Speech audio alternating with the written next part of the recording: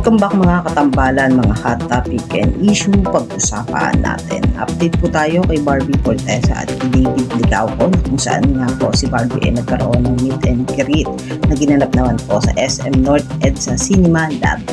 Makikita naman po na naging masaya ang naging meet and greet at nag-assist pa nga si Barbie na gustong mag-avail ng ticket at manood ng kanilang pelikula. Barbie naman po ay nagpunta nga sa Avignon Clinic upang magpa-treatment at pumunta rin itong si Barbie sa Mark Ed Salon.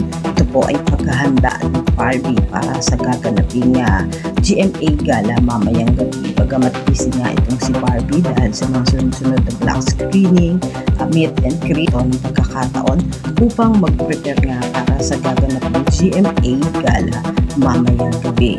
Samantalang si David Licauco naman po ay nagpunta rin sa kanyang restaurant sa Cubao sa Kuya Korea, kung saan nga po nakalagay doon, it's National Girlfriend Day, no jowa, no problem. Kuya Korea, say deserve mo to, na kung saan makikita itong si David na nakatingin sa mga menu ng kanyang restaurant na Kuya Korea. Pangako sa inilabas naman ng Vitamilk Philippines ay pinahuhulaan nga po nila ang bago nilang brand ambassador na kung saan makikita na kalahati ng mukha ni David at ni Barbie, na kung saan din ay mananalo ng ticket para po sa black screening na gaganapin sa August 8. At ito nga po ay promo duration from August 1 to 6.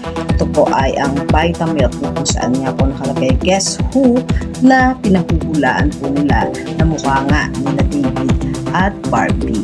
Yan po yung mga update natin ngayon kay Barbie at kay David. Kayo mga katambalan, ano ang masasabi nyo? Comment lang sa comment section ng pag-usapan natin.